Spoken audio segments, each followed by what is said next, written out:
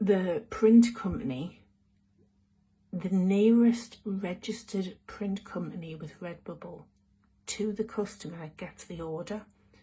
So for all I'm in the UK, you could be in Australia and you could have a print shop down the road, receive the order, make it and send it to you.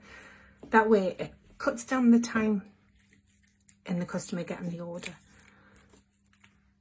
2, it makes it a lot cheaper for them for shipping.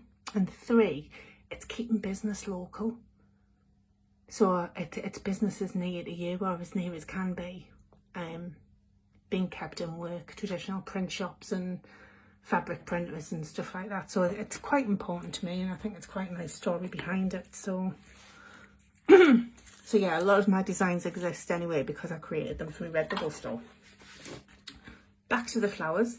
So all of these you can see are quite shapely now, and it's just a case of layering them up. Now there are no rules for this. What I do when I'm looking for them is, that one to me is more pronounced, it's got more of a shape than that one has, so I'm going to pick that one up, pop some glue on the bottom, and then I'll use my ball tool just to secure it in place, because if I was to do that with my finger, it'll be quite hot off the glue, so just be careful with the glue. And there's my little gerber I created. This one's quite pronounced, so what I'm going to do is I'm going to go down the size. That one with the 2 layers were identical size.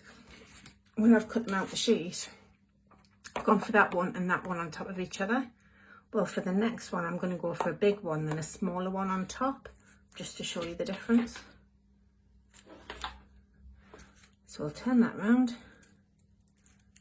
And it doesn't matter which way, you don't have to look at that layer and say, right, that one's facing there, so I want to put the other one identically on top. I think they look more natural if you just turn them round, because the petal underneath is not going to be directly above or below the next layer that you're putting on, so it just gives it a little bit more of a realistic finish. So that one, bit more glue.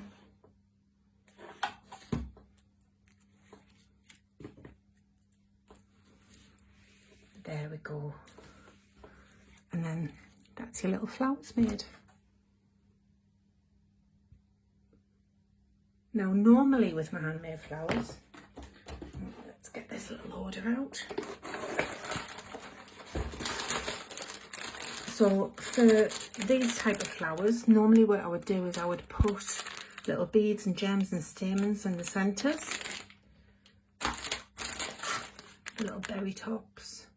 But for these, because they're printed, I designed them in a way that it's quite realistic in the fact of this is exactly what gerbers are.